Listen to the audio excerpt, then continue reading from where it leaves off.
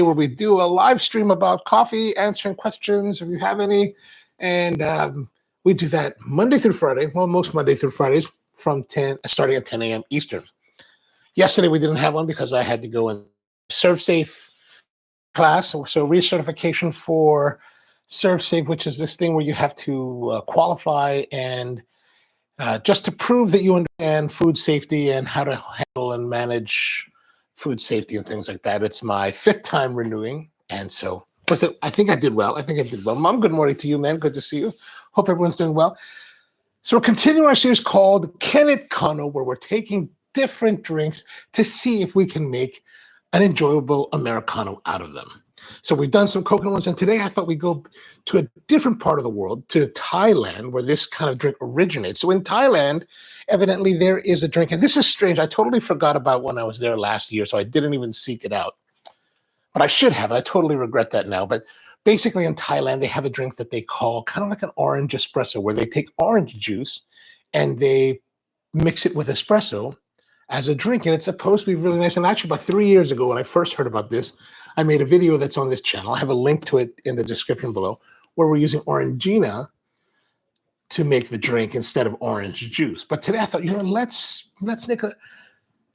bring a little Latin flavor into this, and we're going to use something called Mirinda. Mirinda is an orange drink, kind of, I guess, like the Fanta of Latin America. That is made, it's actually owned by the Pepsi-Cola company. This particular one is made, I think, in Mexico. Is that right? Let's see here. Does it say it probably says here on the label. Idea Studio says, yes, it's an American song. The Mirinda is American. Yeah, I think, well, this one I got at the Latino market. This one's made in Nicaragua. Product of Nicaragua. You can see here, product of Nicaragua, made in Managua. So we got the Mirinda. So we're going to use the Mirinda to make this Thai-style drink. Okay, so it should be fairly simple. We're just gonna pour the Mirinda into the glass and then pull a shot of espresso on top. So fairly simple thing. No, the drink here is called Americano Som. Gotcha. Americano Som. Som just meaning orange. Okay. Peter, good to see you as well. Idea, always good to see you. All right, so let's get into it. We're gonna like, I haven't touched the machine in 2 days. I just turned it on again this morning. Actually, I turn off the machine at night. Here's something that I was, as a coffee shop operator, we kept our machines running nonstop. We just never turned off the espresso machine. And 1 year later, much later in my career, I was talking to someone about this. It was talking about, like, this was a guy, an expert in like energy management and like cafe energy management. We're talking about espresso machines because the idea is that, it takes so much energy to heat up your espresso machine that you might as well just let it run so that you don't have this spike again when you turn it on in the morning. And he had done a study where he was like, well, it turns out that if your shop is closed for like 8 hours, then you're actually not saving any money by leaving it running overnight. Like, I think it's a 6 to 8 hour time period would be that would be the amount of energy spent over that time period to keep the machine at temperature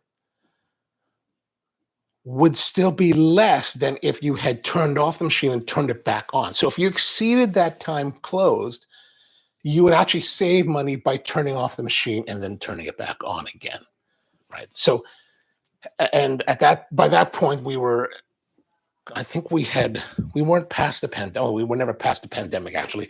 We were later, and then we had adjusted our hours. So at the time, I think our hours were 7 a.m. to 3 p.m. or 4 p.m. So our time, and we used to be open till like 7 or 8 at night. We adjusted back. So our time closed exceeded 12 hours. So it was like, well, we might as well just shut off the machine. So we started shutting off the machine, and every little, especially in a commercial operation, every little bit helps. So at the home level, I think it's still the same. So if you're going to shut down your machine, if you're not going to use your machine for like a good amount of time, 6 to 8 to 10, 12 hours, you might as well turn it off. Now, the other side of it is when you do turn it on, you do have to wait. This particular machine, the La Valentina, takes about 15 minutes to come fully to temperature. And I think that's true with most machines. Even the La Marzocco would take about that long. And then, you have to go through the whole point of having metal temperature stability, which just takes a good hour. So this I turned on when I woke up at 7:30, or when I got out of bed at 7:30. And it's been running ever since. So it should be nicely temperature stabilized by this point. But in case you're thinking about, well, should I keep the machine on or not? This may be something to consider. And of course, some machines modern times have, will go into standby mode. Or you could put like a timer on it to turn the machine on at certain times so that you don't have to worry about it. So just some thoughts here on, some power things. But let's pull some, actually, there's the puck from Monday. Bad practice. We're going to rinse out this, make sure it's nice and clean. I did clean out the hopper earlier, ejected all of the excess, all the excess stuff. So make sure that you wipe out your portable dirt.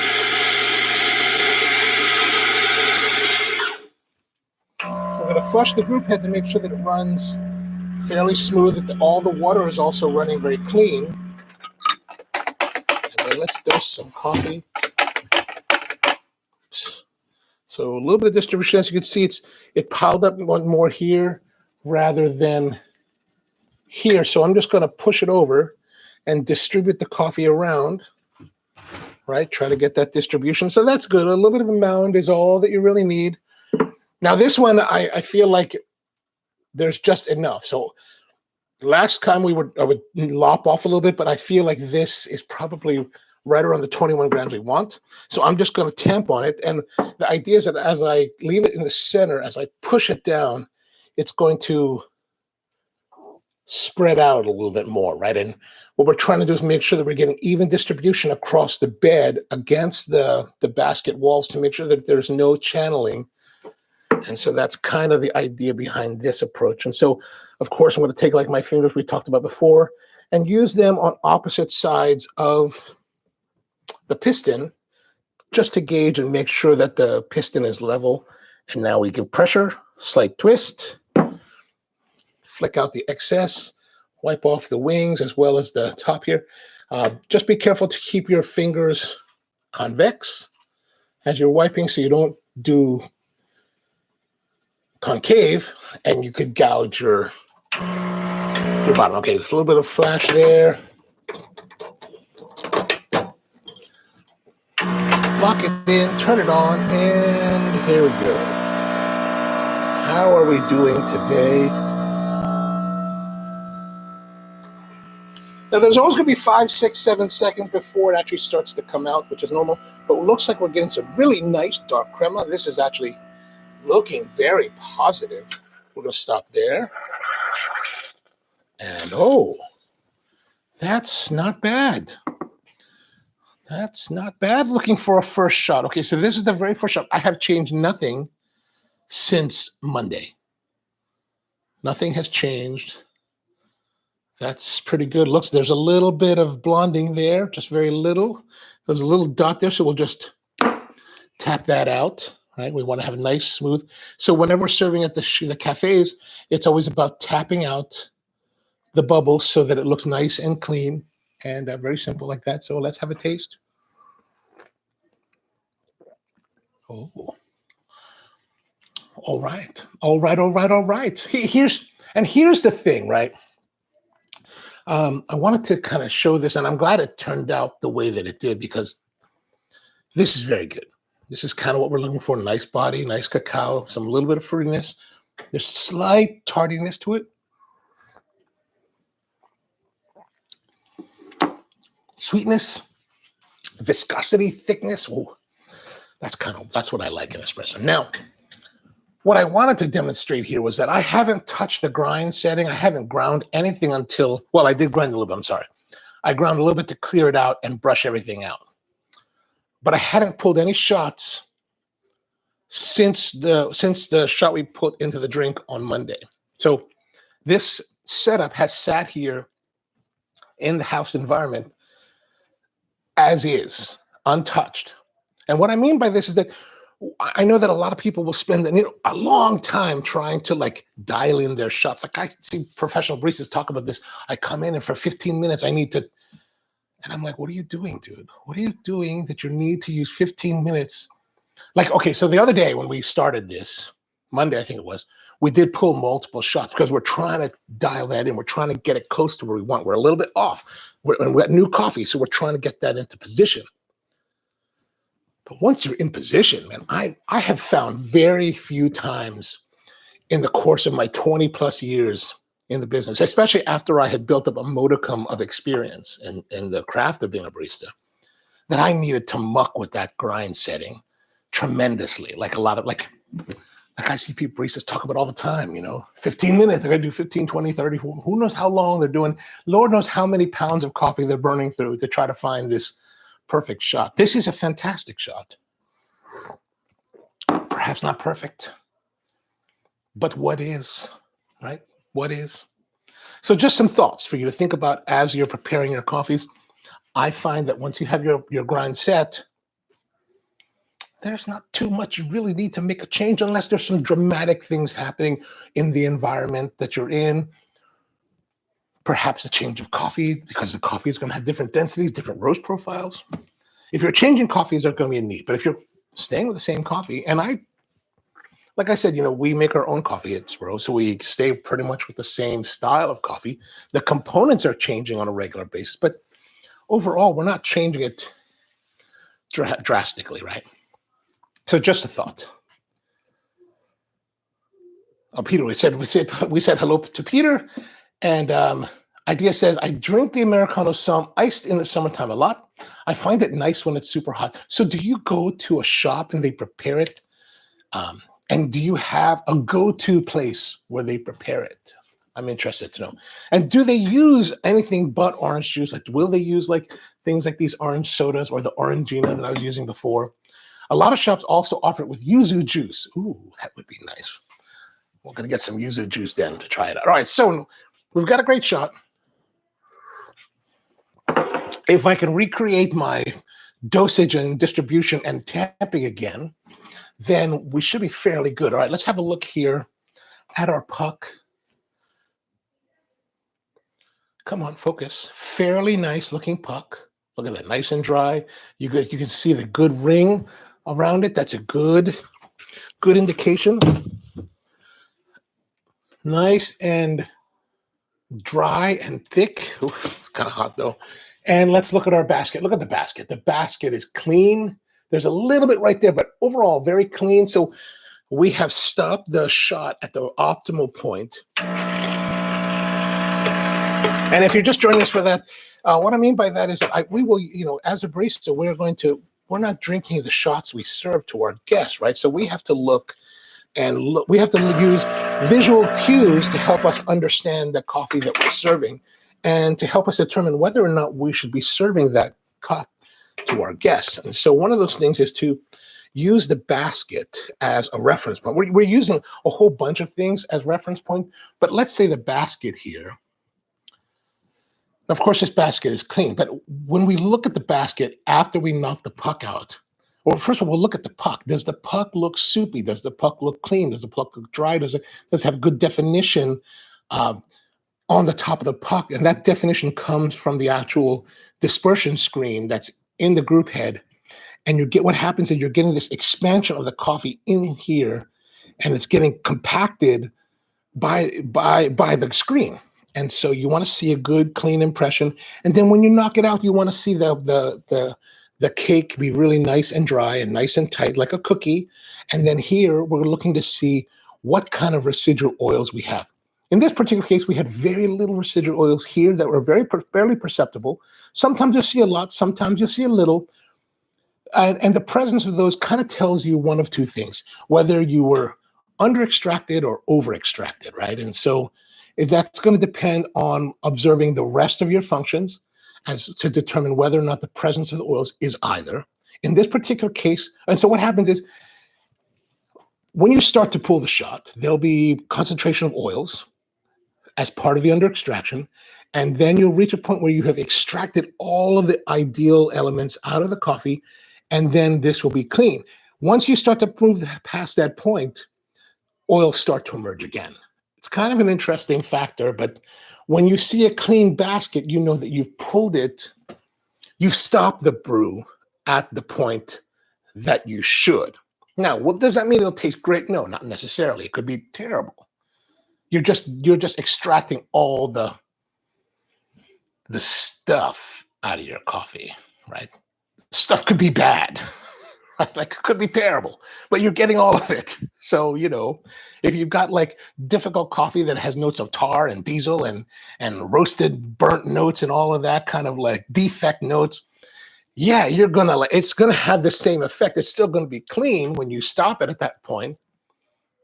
So you will have extracted all of that tar and diesel and defect out of the coffee without over extracting it. So, again, these are just markings that we're using, and also what we'll use is the flow of the espresso. So you hit the button. So it takes about 5 to 7, maybe sometimes 10. Like on these type of machines, right? These machines are consumer grade home machines that are very nice, but they still have what we call a vibratory pump. So there's a pump that is a vibration pump. So it kind of, I don't really know how they work. I know how rotary pumps work. The rotary pumps spin and forces the water through and pushes it into the machine. The vibratory pumps don't have as much oomph, right, in that respect, because they don't need to. They're small. They're only pulling one shot at a time. It's not like a commercial machine where you're trying to pull multiple shots at one time on multiple group heads, right? So that's a little bit of a difference. But what was I saying? Yeah, I've already forgotten what I'm saying. Let's see what comments am I falling behind on. You can get this just about any coffee shop in Bangkok. Okay, great. I remember one time I was on a motorcycle trip up north, and we got these at a roadside shop in the middle of nowhere. It was the most refreshing thing I could have had. Oh, that sounds like a wonderful time. And Peter says, I don't get a lot of imported soft drinks sold here, so never heard of it. We do have jarritos. Well, it's one thing. So here's the thing. So I was actually at what we call the H Mart here in Baltimore. H Mart is called Hanarom, which is a Korean-owned grocery store. And years ago, it used to have a very heavy Korean focus. But now, as Baltimore's population has changed and grown, Hanarom or H Mart has it is still very Korean-centric, but it has incorporated a lot more products: Japanese, Vietnamese, Filipino, Chinese, some Chinese, who else? Thai, So if I really want to buy Maesri or Mayploy, not a problem to buy that there. But what I mean by this is that I was there yesterday, and it's really just about going out and trying different things. Like if you want to explore this, like you don't have to. It could be some of you could be thinking this is just silliness, but really I'm just going around and like, what looks interesting to try. And so we're gonna see if it can a whole bunch of stuff. Actually, I picked up a bunch of bottles yesterday, and it's kind of expensive. Actually, if you buy these like imported sodas, they're like $2.50, $3 each. You're like, oh my gosh. Then again, what am I complaining about? Because you buy a Coca-Cola at 7-Eleven, it's still $2.50, $3. I don't know what I'm talking about. Peter says we have H Mart. Oh, okay, excellent.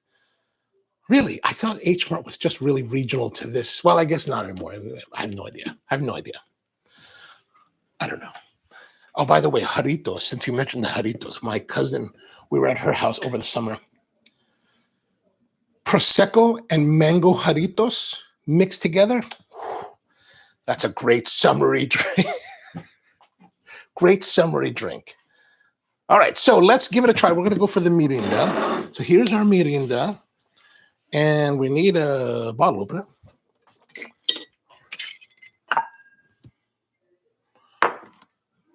Son of a gun. Well, there goes that glass. All right, so we're going to try it. At least that was the glass that was already cracked, so not so bad. I'm not going to touch that. All right, so let's give it a try. We're going to bring our little shot glass here. Actually, we'll use the other shot glass for a taste. This is a shot glass I just found earlier today. This is actually a shot glass that my father bought back in like the 70s. This is like a 70s, or this is what I remember this when I was a child. But it's got this cut glass, kind of like that, you know, I mean, I don't know if it's really that style, but it is kind of like that. You know how the Kiriko Japanese style cut glass, they kind of do that.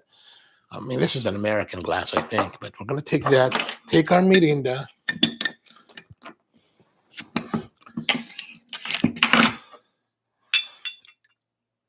Not too much effervescence, I notice here in the cup. Or there is actually, what am I saying? There, you can kind of see the bubbles here. The burbujas is what they call it in Spanish. The one thing about the Mirinda is that sweet, very orangey, not too much effervescence. Like when you drink Coke, you really feel that carbonation. Carbonation of this is very light. Maybe because this is technically a Pepsi product. All right, let's give it a go. Gonna take our glass. Oh, I should.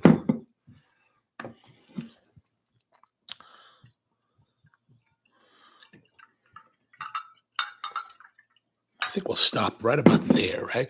So you can see some of the effervescence here.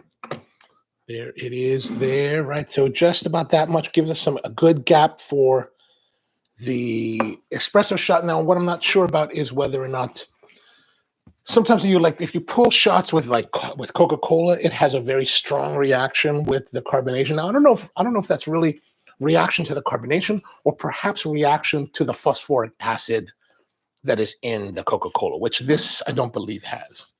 All right, so let's give it a try. And Idea Studio says, I had coffee with grapefruit juice once here as well, which is odd because we don't have Oh, that is interesting. All right, that's good. There's no more smokiness, which is nice. So that means we've really pulled through all of the overheated water that's in the line.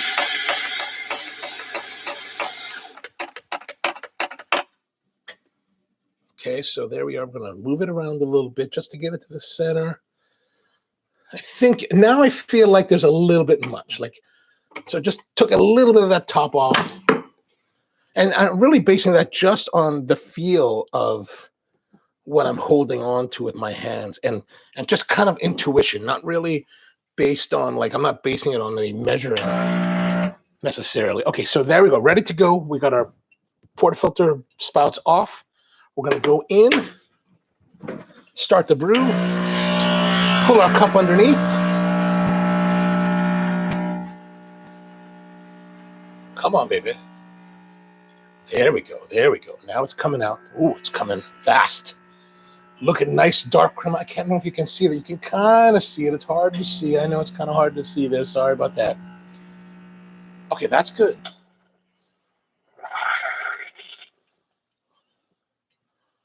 Oh, not bad. Not bad. Let's see here. There it is. There it is, crema and all. Kind of nice looking. Not bad looking. Let me just do a little photographing here of the product. Now we are getting some buildup of the foam, which is, I guess, to be expected. Let me just grab a couple beauty shots.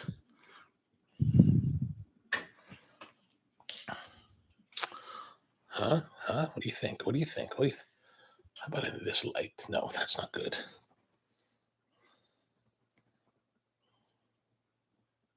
All right, so you can see we've got a big head on top here. Idea says, so this drink is only a thing here in Thailand? No, it's not common at all. As far as I know in the US, I mean, maybe in if there are Thai-style cafes here, perhaps, but here in the United States, this is actually a freaky idea. I think it's a freaky idea. But it's interesting. We've got the Mirinda very clearly here. We've got the crema, and then we have this brown layer that's starting to mix with the Mirinda. I think it's very attractive in that respect. Peter says it looks like Thai style milk tea. Oh, does that turn that on? It did turn it on. Kind of hard to see, but I think that's an interesting looking drink. Interesting looking drink. One of the things that, like I said, when I guess it is a carbonation thing, like it has this foamy head. I don't know if that looks appetizing. What do you guys think? Does it look appetizing? Does this look like you want to put it in your mouth, or does it look like coagulated milk that's just like disgusting? Peter says Thai style milk tea. An idea says deadly sweet. It is deadly sweet. It is deadly sweet. All right, let's have a taste.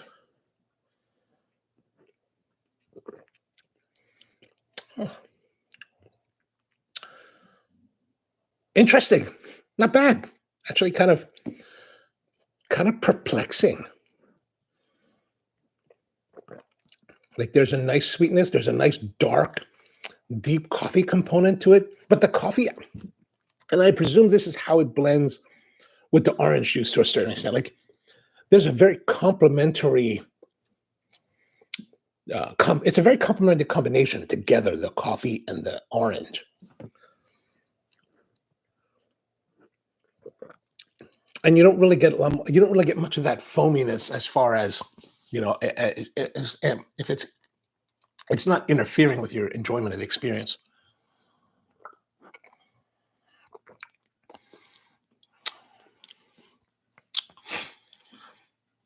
Idea says, I've never seen it served hot here. It's always iced.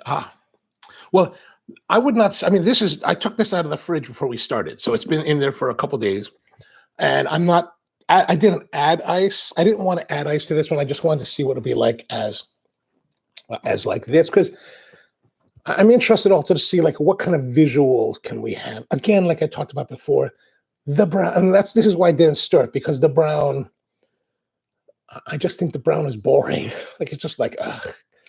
But I think this with the light tan and then the brown and then the orange, that looks kind of dynamic. That looks kind of interesting. Which some of the videos that I remember seeing online of the orange, the Americano is that they would leave it like that. You'd have that layering of the coffee on top of the orange juice, even with the ice. And I think that's a nice looking drink. Plus, I think especially after trying those coconut drinks last week, I was enjoying the way that you get this coffee forward experience first, and then it slowly becomes more blended with the other liquid, which I think creates a more dynamic drink, a much more interesting drink to experience, right? George Brightman's with us. What's going on, George? Mirinda was definitely created in Spain. The name is actually Esperanto, but since PepsiCo bought it, they had used it around the Americas to battle Fanta. Oh, interesting. Okay. I did remember reading something about it coming from Spain. You're right. And then Idea says it's always served layered. Okay. Peter says, I've seen it overseas, but never tried it. Oh, you mean Mirinda? Actually, I don't really drink orange drinks too much. So I probably only had Mirinda a couple times, like maybe when I was traveling through Central America. Most of the time, if I'm drinking soda, it's Coke Light. Plus, I'm trying to cut down on sugar. Like this is, I'm sure. I mean, this is 100 calories, so it's not crazy. 100 calories for, I guess this is 300 mils, or is it 500 mils? I can never tell with my eyesight. Now that we're old, it's like eyesight is terrible. Oh yeah, 500 mils. Oh no, I can't tell. 11. Oh no, yeah, 300. It has to be 500 mils because it says 16.9 fluid ounces, even though that looks kind of like a 3. So yeah, it even says here 500 mils, 100. Actually, that's pretty good. If you think about it, a 12-ounce can of Coca-Cola is 130 grams, 130 calories. This is 1.5. Oh, no, 1.5. It's only 16 ounces, 17 ounces. So it's 30% more. 30% more drink with 30% less calories. So drink this and then Coke. It's more healthy. But I drink Diet Coke, so, I must kill myself in other ways. Idea says that I have had it served with a cold brew here as well. Ooh, that sounds interesting. There's a cafe at Museum Siam that serves it like that. Ooh, all right. All right. And I do that all the time with my phone because I can. Oh, yeah. So that, when I had to get my license renewal quite a few years ago. And the state, I have my license issued in the state of Hawaii. So I'm having renewed from a distance. And there's a lot of them. There's a lot of glass shards here. I better start wiping that up before I get it onto my hands and then wipe it onto my eyes. So I had to go get a eye test because they needed to have, they needed me to check my eyes and send a certificate of whatever my eyesight is.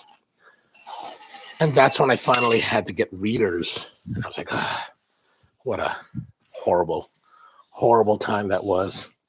Almost as bad as, not quite as bad as getting ear hair. The ear hair when I was like 40 something was like, that was the worst. Cause you're just like, man, the ear hair was what like your uncles had, right? When they were old, your old uncles had those. And you're like, man, that is just weird. And then you start to get it and you're like, oh my God, I'm old too, son of a gun. Oh yeah, there's a lot of shards. Okay, when you break a Riedel glass, it really does leave a lot of shards. You got to be careful. I decided to do this instead of waiting until after the show like I was intending to, because as I was doing something with my hands, I noticed there were little tiny, tiny particulates of glass. And I was like, oh God, we better take care of this now before I cause myself permanent injury.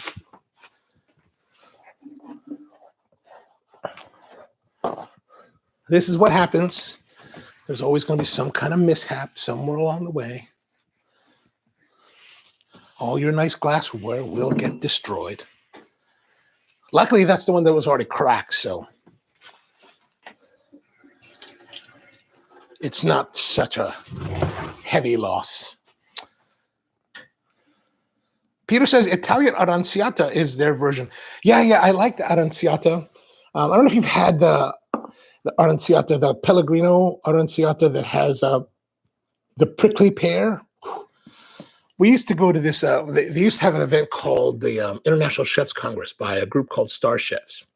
They would have that in New York every September, October. They stopped it during the pandemic. And unfortunately, Antoinette, who runs the organization, she doesn't want to do it again because I guess it's just so much work, right? But it was fantastic. And San Pellegrino was one of the sponsors. So they would have unlimited soda for all the attendees, all day long. So for me, it was that aranciata and prickly pear. We would suck those down all day long. Love that.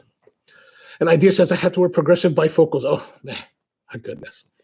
Be extra careful. I don't know, have to worry. The Bendham is actually, he is, I don't even know if I would consider this cast or molten. I don't know what it is, but man, this, if I could break this, it would have to be crushed at the bottom of a building during an earthquake. This thing is you can bludgeon someone with this. If you didn't get your third star and you were angry, you could bludgeon someone with it. All right, so this is turning out to be pretty fun. It's a pretty fun drink. And I do think that it is better. I mean, I can't imagine that they would be as enjoyable if it were warm or served hot. That seems kind of, who wants to serve hot soda, right? And the nice thing is the effervescence of the soda, the carbonation is relatively low compared to other ones. So it doesn't have so much of that carbonated zing, which I think from what I remember from doing the Orangina video, I have to watch it again. I didn't watch it when I put the link down below, but because I wanted to kind of come to this a little bit fresher in the mind. But I think that has a lot more zing, so I think it just changes the dimension of it. I don't know if it's necessarily better or worse, but it's fun. Now, the problem with these drinks, and this is true of a lot of the times I played around with carbonated stuff with espresso, is that the foaminess just doesn't, after a while, it's kind of it's hard to show you here, but it kind of hangs out in blotches. So it looks, it just gives you that idea of like curdled spoiled milk. So it just kind of like mentally, it's not terribly exciting. So Idea is asking, would you serve this in the US? I mean, there is a part of me that by doing a lot of these drinks here is a question of like, would we use any of these here at Spro? And I would think, yeah. The other side of it is like a question of,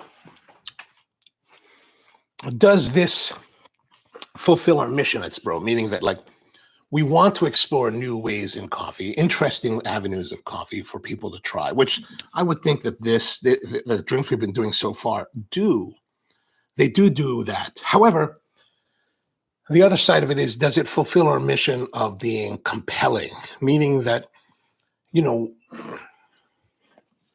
is going out and buying Mirinda, is that really the path we want to use, or do we really need to make the Mirinda ourselves? That's the question that I would have to wrestle with as to would there be justification in just using this, or would we have to find, I don't know, maybe something more artisanal of a type of product, or would we have to make our own product?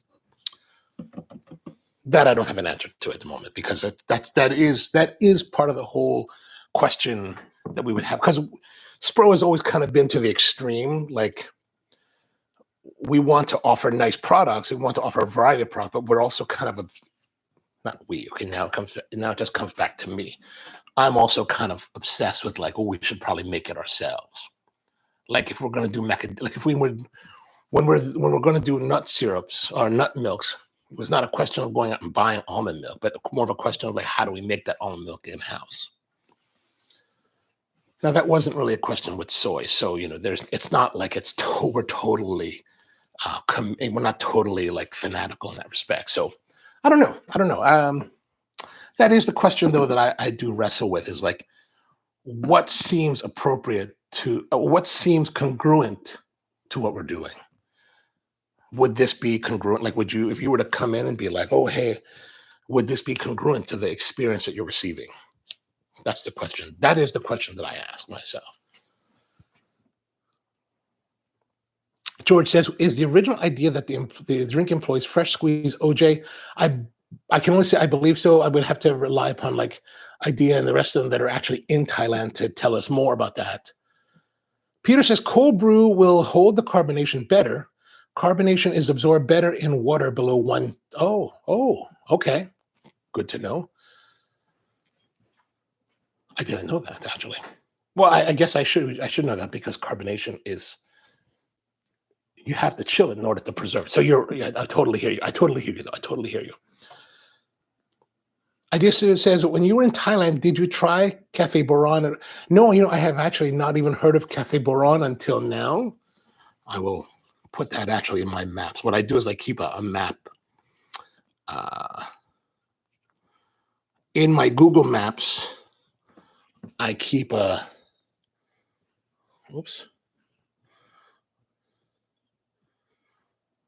I do is I put pins in all the places that I've either visited that I've liked, or places like these green ones that I would like to visit. Like this one is Brew Lab Coffee. I would like to check that out at some point. But you say, what is it called? I've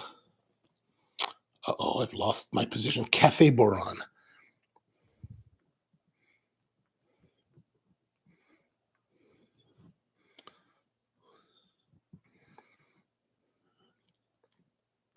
Is this a place for? Oh, it looks like a very like traditional place. Okay. Idea Studio says to check out.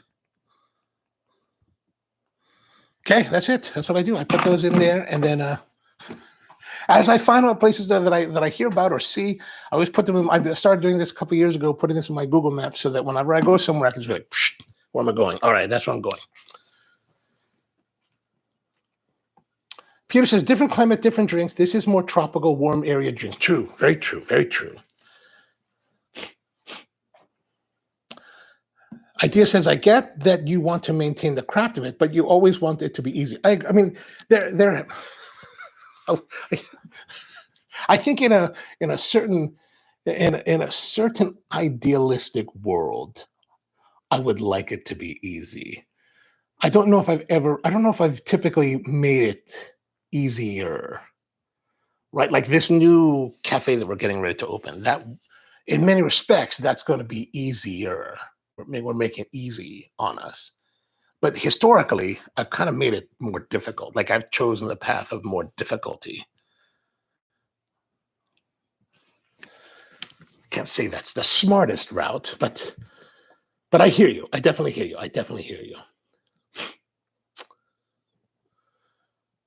George says maybe a summertime item using house-made orange syrup. That could be. That could be.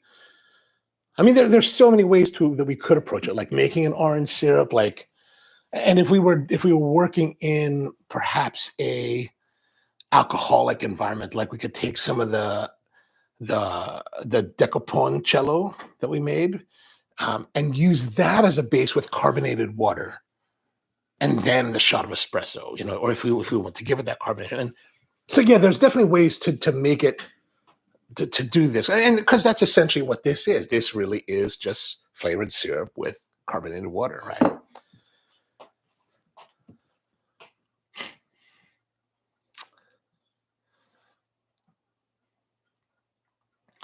An idea says that it's normally just normal OJ, maybe fresh, maybe yeah. I imagine that's whatever, depending on the establishment, whatever they can get, or what's more convenient that meets their price point. Like it's one of the things that I remember when we were.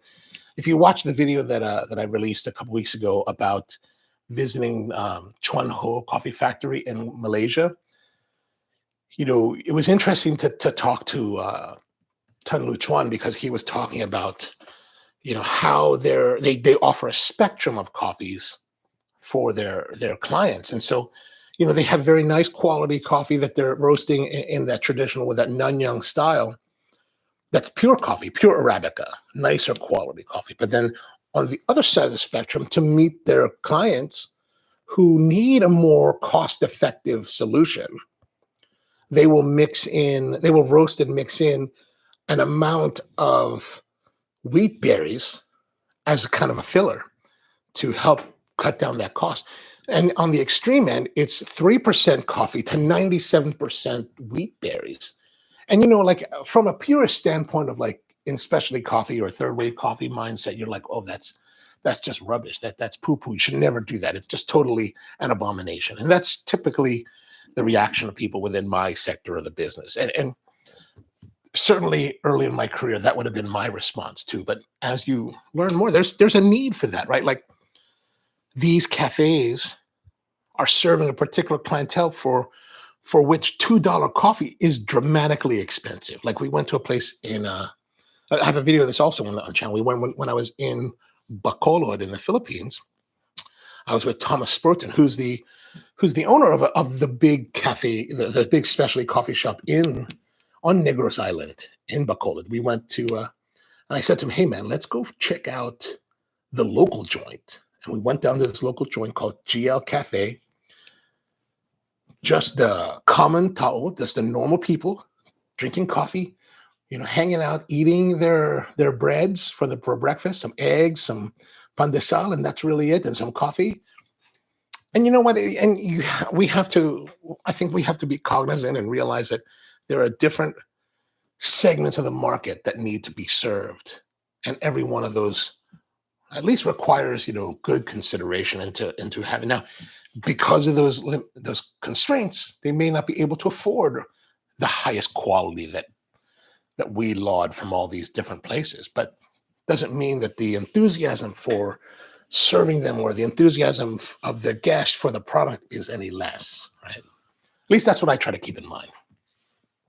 And Michael's with us. What's going on, Michael? Very nice tip for travel ideas. Yeah, I think that it's really been kind of fun. Like I used to use Apple Notes and just put down and like write down like some places that I wanted to go. But now I just put the flag in, and then I put a note in it from what it is that the place is notable for, or who told me about it, so that I can at least remember whenever it may take me there to give it a try. Idea says, but a great cafe in Bangkok is Gallery Drip inside Back. Back is that the one that's really kind of like it's super elegant inside. Like if I'm thinking of the same place, it's in this back part of like, it's in this neighborhood, this opulent house. A woman owns it. They have a roastery and like I think you take cube classes there, and it's really pretty on the inside. If that's the same place, and I think that's what that BACC. I did go there. One of my best friends in the world told me to go there, and I went there, and I shot an entire episode there. The owner asked me not to release it. I said, all right, I won't release it then. So yeah, if that's the same place, I think it's beautiful. I had some wonderfully nice coffee. There's actually a segment at the very end of one of the Bangkok videos where I show the barista, because I was talking to her. I have a whole interview with her, but like we were talking, and I just included her in this one little brief, like 20-second or 15-second clip. But I didn't release the video because she asked me not to. I don't know why she wouldn't, but maybe she thought that I'd be like harshing on her. But I thought the experience was really great. I thought it was really a wonderful place. I had some food there as well, wonderfully prepared, well executed, well presented, even like really nicely done.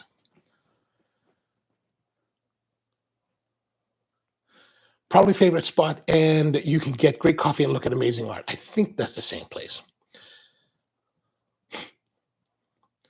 And then Peter says there's a cafe called Baran. What are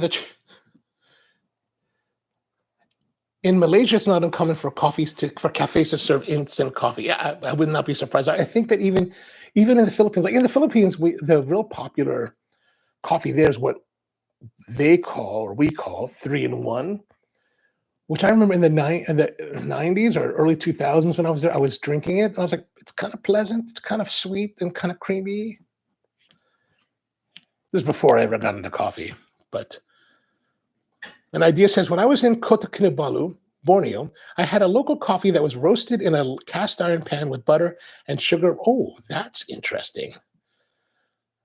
To me, that's just interesting. I would like to, I'm always interested. I become more interested in the older school coffee joints and seeing what they're doing, because like, honestly, I found that the specialty coffee places are all kind of the same.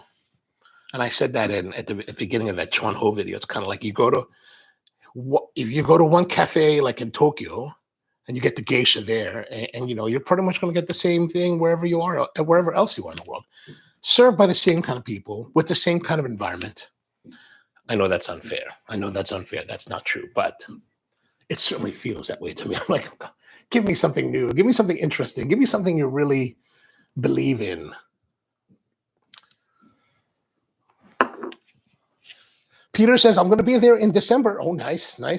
And Idea says, BACC is Bangkok Art and Culture Center at BTS, and that's not the same. That is not the same. Okay. Let's see here again. So that is Gallery Drip. Gallery Drip Coffee. Here at, this is it, right? Gallery Drip Coffee at what's the address here? Pantum Wang Mai, Rama the First Road. Okay, I will save that. I want to go. What am I trying there? Really great coffee and amazing art. Great coffee, amazing art.